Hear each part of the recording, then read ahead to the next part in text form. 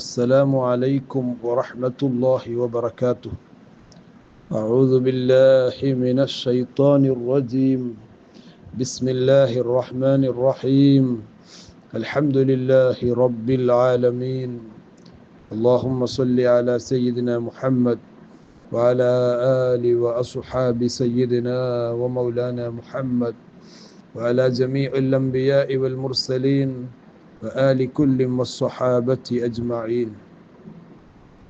اللهم رب اشرح لي صدري ويسر لي أمري واحلل عقدة من لساني يفقه قولي. الصلاة والسلام عليك يا سيدي يا رسول الله. خذ بيدي قلت حيلتي أدركني يا حبيب الله. الحمد لله ثم الحمد لله ثم الحمد لله. അള്ളാഹു നമ്മെ സ്വീകരിക്കുമാറാകട്ടെ. അൽഹംദുലില്ലാഹ്, നമ്മുടെ ദർസ് വളരെ റാഹത്തോടെ സന്തോഷത്തോടെ മുന്നോട്ട് പോകുന്നു. 3 വർഷം പൂർത്തീകരിച്ചു, 4ാം വർഷത്തിലേക്ക് കടന്നു. അള്ളാഹു നമ്മെ സ്വീകരിക്കട്ടെ. ഇതിനകം ധാരാളം കിതാബുകൾ നമ്മൾ ദർസ് നടത്തി പൂർത്തീകരിച്ചു. അൽഹംദുലില്ലാഹ്, അള്ളാഹു എല്ലാം കബൂൽ ചെയ്യട്ടെ. ഇനിയും ഇൻഷാ അള്ളാഹ് ഓരോ കിതാബ് കഴിയുമ്പോൾ പുതിയ പുതിയ കിതാബുകൾ നമുക്ക് ഓതണം. ഇൻഷാ അള്ളാഹ് കിതാബുകളൊക്കെ നിങ്ങൾ കഴിവിനനുസരിച്ച് വാങ്ങണം. അങ്ങനെ നല്ലൊരു മുതഅല്ലിമായി, ഒരു മുതഅല്ലിമത്തായി ജീവിച്ച് മരിക്കണം. അള്ളാഹു തൗഫീഖ് നൽകട്ടെ, അമീൻ. അള്ളാഹു തൗഫീഖ് നൽകട്ടെ, അമീൻ. അയ്യുഹൽ വലദിൻ്റെ 23ാമത്തെ ദർസ്. കഴിഞ്ഞ ക്ലാസ്സിൽ നമ്മൾ പറഞ്ഞു, ബഹുമാനപ്പെട്ട ഹാത്തിമുൽ അസ്വം റളിയല്ലാഹു അൻഹു അവിടുന്ന് ഷഖീഖുൽ ബൽഖിയുടെ ദർസിൽ ഓതിയിട്ട് എന്താണ് കിട്ടിയത് എന്ന് ചോദിക്കുമ്പോൾ മഹാനവറുകൾ പറഞ്ഞത് 8 കാര്യങ്ങളാണ് എനിക്ക് കിട്ടിയത്. അതിലൊന്ന് കഴിഞ്ഞ ക്ലാസ്സിൽ നമ്മൾ പറഞ്ഞു. ഇനി രണ്ടാമത്തത് വൽ ഫായിദത്തു സാനിയ, രണ്ടാമത്തെ കാര്യം, രണ്ടാമത്തെ അദ്ദേഹത്തിന് കിട്ടിയ ഫലം, ഇന്നി റഅയ്തുൽ ഖൽഖ, ഞാൻ സൃഷ്ടികളെ ഇങ്ങനെ നിരീക്ഷിച്ചു, യഖ്തദൂന അഹ്വാഅഹും, അവരുടെ ഇച്ഛകൾക്കനുസരിച്ച് ആ ഇച്ഛയെ ഇങ്ങനെ പിൻപറ്റിയിട്ടാണ് അധിക ജനങ്ങളും ജീവിക്കുന്നത്.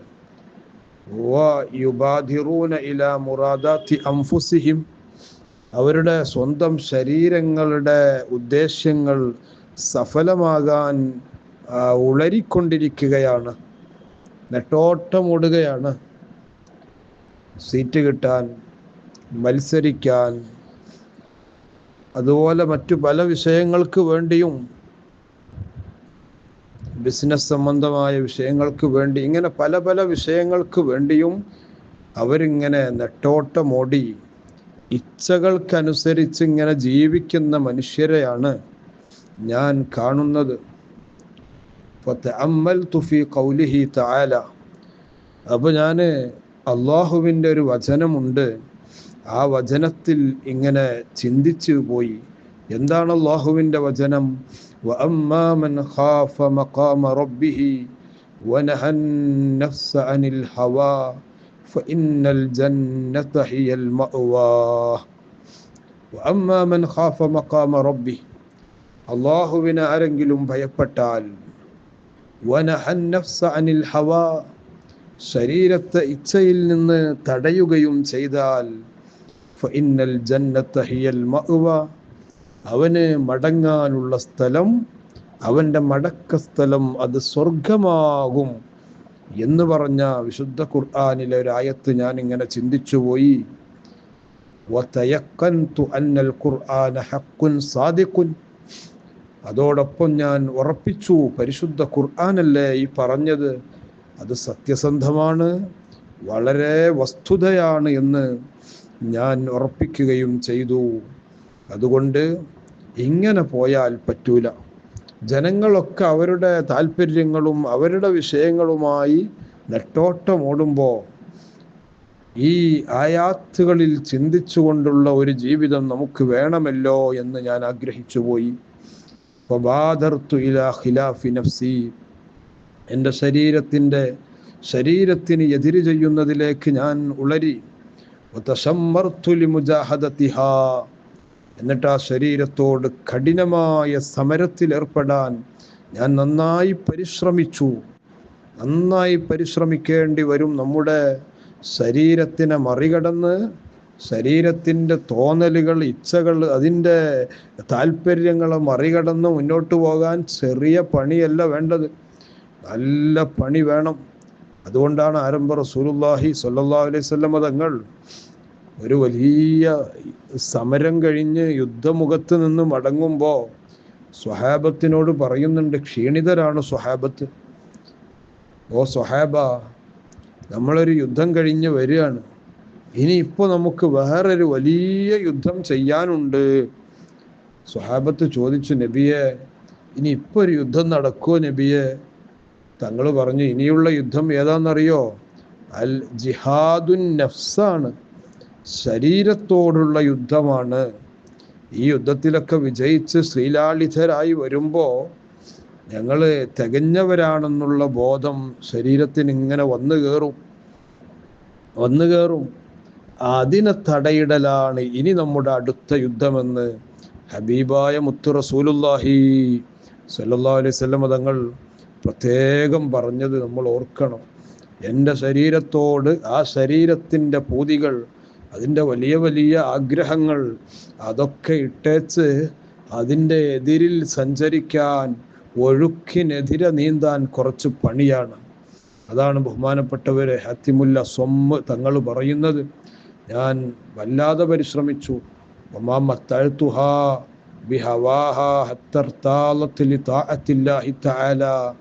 ആ ശരീരത്തിൻ്റെ ഇച്ഛകൾക്കൊന്നും ഞാൻ അതിനെ സുഖിപ്പിക്കാൻ വിടാതെ ഇബാദത്തുകൾ ആ ശരീരത്തിന് തൃപ്തിയാകുന്ന രൂപത്തിലേക്ക് ഞാൻ എത്തിച്ചു.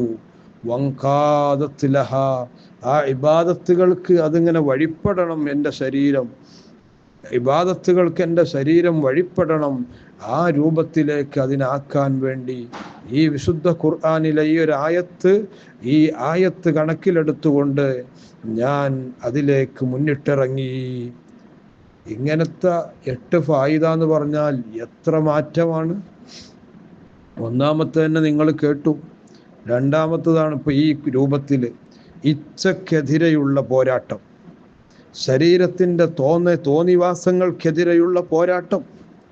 അത് ആര് നടത്തിയാലും, മറ്റോ നടത്തുന്നുണ്ട്, ഓൻ്റെ കല്യാണം അങ്ങനെ നടക്കുന്നത്, അപ്പം ഞാനിപ്പോൾ അങ്ങനെ ആയില്ലെങ്കിൽ മോശമല്ലേ എന്ന് ചിന്തിച്ച് അങ്ങനെ നടത്തുന്നു നമ്മളും.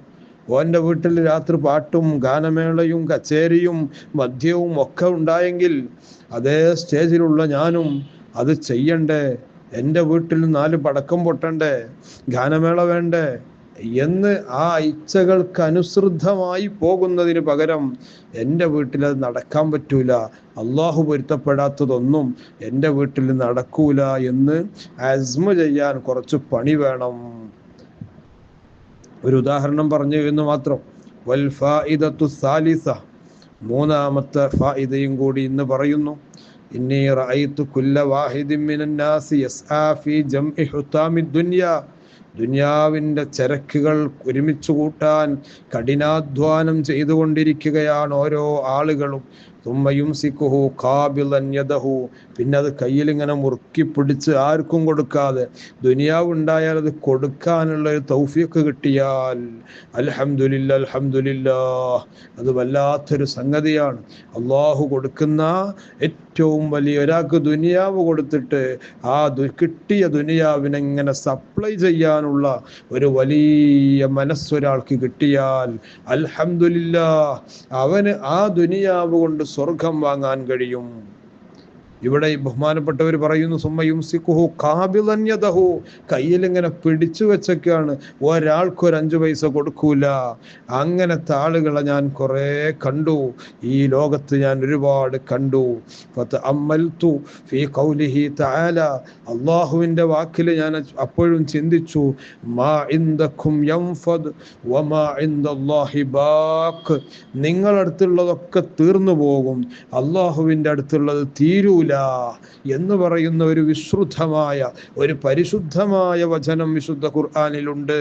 നിങ്ങളടുത്തുള്ളതൊക്കെ തീരും, അതെത്ര കയ്യിൽ ചുരുട്ടി മുറുക്കി വെച്ചാലും, അലമാറയിൽ എടുത്തു വെച്ചാലും, ബാങ്കിലിട്ടാലും, എവിടെ വെച്ചാലും അത് തീരും. വമാ ഇൻദല്ലാഹി ബാഖ്, അല്ലാഹുവിന്റെ അടുത്തുള്ളത് തീരൂല എന്ന് പറയുന്ന വചനം. ആ വചനത്തെക്കുറിച്ച് ഞാൻ ആലോചിച്ചു. വബദൽതു മഹ്സൂലി മിനദ് ദുനിയാ, ദുനിയാവിൽ നിന്ന് എനിക്ക് കിട്ടുന്നതിനൊക്കെ ഞാൻ ചെലവഴിച്ചു. ലിവജ്ഹില്ലാഹി തആല, ഈ ആലോചനയാണ് എനിക്ക് വന്നത്. അള്ളാഹുവിൻ്റെ വജ്ഹിന് വേണ്ടി ഞാൻ ചെലവഴിച്ചു. അൽഹംദുലില്ലാ, ഒരു ഉസ്താദിൻ്റെ വീട് പണി തുടങ്ങാൻ വേണ്ടി ഈ വർഷത്തെ നമ്മുടെ നീണ്ട ദിവസങ്ങളുടെ അധ്വാനം, അൽഹംദുലില്ലാ, ഒരുപാട് ആളുകൾ, 76 ആളുകൾ ആ വലിയ സംഭവത്തിൽ അവരെ കൊണ്ട് സാധിക്കുന്നത് തന്നുകൊണ്ട് സഹായിച്ചു. അള്ളാഹുവെ നീ കബൂൽ ചെയ്യണം റഹ്മാനെ, നീ കബൂൽ ചെയ്യണേ അല്ലാ. ആ തന്നവർക്കൊക്കെ ധാരാളം കൊടുക്കണേ അല്ലാ. സാന്ദർഭികമായി ദുആ ചെയ്യുകയാണ്. അപ്പൊ ഞാൻ ഇങ്ങനെ ചിന്തിച്ചു, ദുനിയാവിൽ നിന്ന് എനിക്ക് കിട്ടിയതൊക്കെ ഞാൻ ചെലവഴിച്ചു അള്ളാഹുവിൻ്റെ മാർഗത്തിൽ. ഫഫറഖ്തുഹു ബൈനൽ മസാകീൻ, പാവപ്പെട്ടവർക്കിടയിൽ ഞാനത് വിതരണം ചെയ്തു. ലിയകൂന ദുഖ്റൻ ലി ഇൻദല്ലാഹി തആല, അള്ളാഹുവിൻ്റെ അടുത്ത് അതെനിക്കൊരു ഡെപ്പോസിറ്റ് ആകണം, അതിനു വേണ്ടി ഞാൻ അത് വിതരണം ചെയ്തു. എനിക്കും ദുനിയാവ് കിട്ടിയിരുന്നു, പക്ഷേ അതൊന്നും പാത്തുവെച്ചില്ല. ഇമാമുന ശാഫിഈ റളിയല്ലാഹു അൻഹു, അതേ മദീനയിൽ ഇമാം മാലിക് റളിയല്ലാഹു അൻഹുവിന്റെ ദർസിൽ പഠിച്ചു വരുമ്പോ കുറെ സ്വത്ത് കിട്ടി. ആ സ്വത്തുമായി മക്കയിൽ ഉമ്മന്റെ അടുത്ത് വന്നപ്പോ ഉമ്മ പറയുന്നുണ്ട്, മോനെ നിന്നെ ഞാൻ ഇതിനല്ലല്ലോ പറഞ്ഞയച്ചത്, എൻ്റെ കുട്ടിയെ ഞാൻ വിട്ടത് ഇൽമു പഠിക്കാനാണ്. ആ ഇൽമു എമ്പാടും നേടിയിട്ടുണ്ട്. ഇതാരൊക്കെയോ കൊടുത്തത്, ഉസ്താദായ ഇമാം മാലിക് തന്നെ കൊടുത്തത് ആ കൂട്ടത്തിലുണ്ട്. ബഹുമാനപ്പെട്ടവരോട് ഉമ്മ പറഞ്ഞു, മോനെ വേഗം പോയിട്ട് കഅബാലയത്തിന്റെ പരിസരത്ത് വെച്ച് അവിടെ പാവങ്ങൾ ഉണ്ടാവും, വിതരണം ചെയ്യൂ. ഇമാം ഷാഫിഈ റളിയല്ലാഹു അൻഹു പിന്നെ താമസിച്ചില്ല, വേഗം പോയി വിതരണം നടത്തി. അപ്പോൾ ഉള്ളതിനനുസരിച്ച് വിതരണം ചെയ്യാനുള്ള ഒരു വലിയ മനസ്സ് അള്ളാഹു നമുക്കെല്ലാവർക്കും നൽകുമാറാകട്ടെ. നമ്മുടെ ആശ്രിതർ, നമ്മളുമായി ബന്ധപ്പെട്ടവർ, അവർക്കൊക്കെ അള്ളാഹു നൽകുമാറാകട്ടെ. ആമീൻ. ഈ 2 കാര്യങ്ങൾ, രണ്ടാമത്തെ ഫായിദ ഈ സ്വന്തം ശരീരത്തിനെതിരെയുള്ള സമരം. മൂന്നാമത്തതോ, ജനങ്ങൾ, ചില ആളുകൾ ദുനിയാവിങ്ങനെ വാരിക്കൂട്ടി അത് കെട്ടിപ്പൂത്തി വെച്ച് അല്ലെങ്കിൽ കെട്ടിപ്പാത്ത് വെച്ച് അങ്ങനെ ജീവിക്കുന്നവരെ കണ്ടപ്പോ എനിക്ക് തോന്നി, എന്തിനാ പാത്ത് വെക്കുന്നത്? അള്ളാഹുവിൻ്റെ അടുത്തുള്ളത് ബാക്കിയുണ്ടാകും, ആ കൊടുത്തത് ബാക്കിയുണ്ടാകും. നമ്മൾ പാത്തു വെച്ചത് ഒരു പക്ഷേ നമുക്ക് പോലും ഉപകരിക്കില്ല എന്ന ഒരു രൂപം ഞാനിങ്ങനെ ഖുർആനിൽ നിന്ന് വായിച്ചെടുത്തപ്പോ എനിക്ക് തോന്നി അതാണ് ഏറ്റവും നല്ലത്. അങ്ങനെയുള്ള ഈ 2 ഫായിദകൾ വളരെ പ്രധാനപ്പെട്ടതാണ്. ഒന്നാമത്തെ ഫായിദയും എല്ലാം പ്രധാനപ്പെട്ടതാണ്. ഈ 8 ഫായിദകളും കൃത്യമായി എഴുതി വെച്ച് പഠിക്കണം. അള്ളാഹു നമുക്ക് വലിയ ബറക്കത്ത് ഇമാം ഗസാലി റളിയല്ലാഹു അൻഹുവിനെ കൊണ്ട് നൽകുമാറാകട്ടെ. ആമീൻ. അസ്സലാമു അലൈക്കും വറഹ്മത്തുള്ളാഹി